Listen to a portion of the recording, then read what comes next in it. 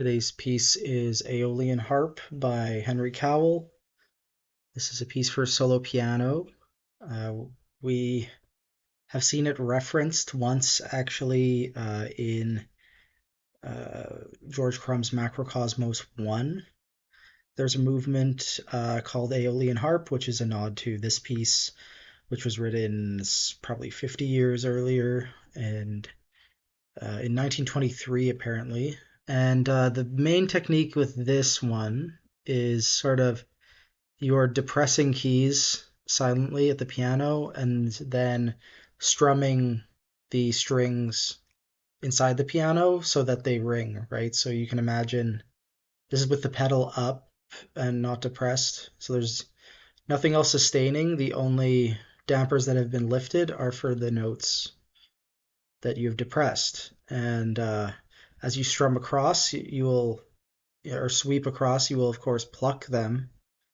But all the strings that are plucked that are dampened will not resonate, and the ones that, like for example, the D flat major chord here that the piece starts with, that will ring out. So that's kind of the technique.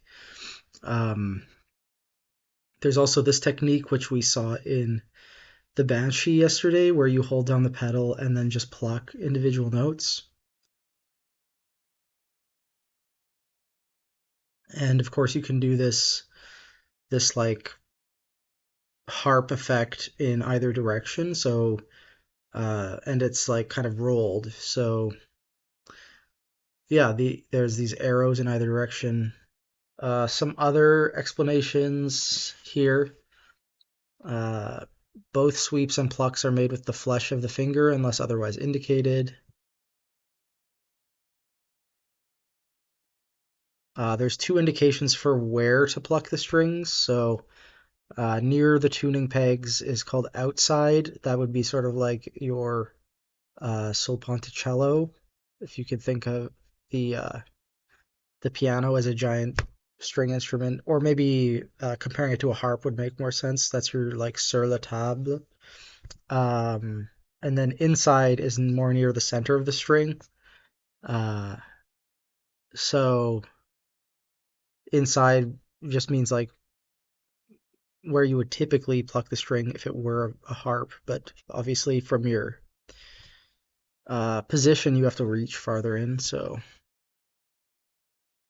and like I was hinting at earlier, he says, except where indicated, the pedal must never be down while the strings are being swept. Thus, because you would ruin the effect. But yeah, this is a very famous piece. I'm happy to share it with you today if you've never heard it before. And I invite you to spend the next couple of minutes listening to it and meet back here after this transition for my opinions on it.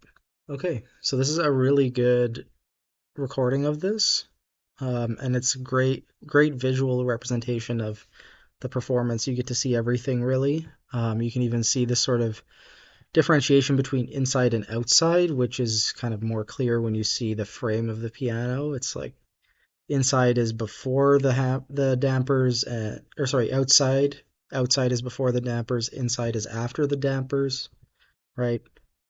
And it's an interesting little idea. You kind of have the background idea, which is these chords, and then the pizzicato stuff is outside and it's in the foreground. So it's the foreground idea. Um, and it just kind of alternates back and forth like that.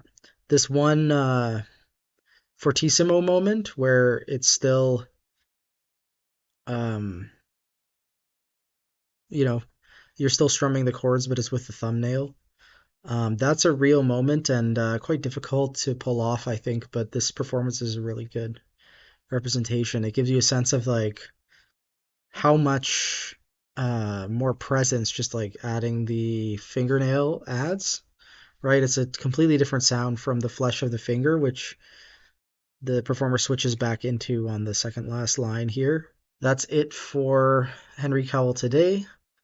Um, if I look at my list here, we have probably four more scores of his.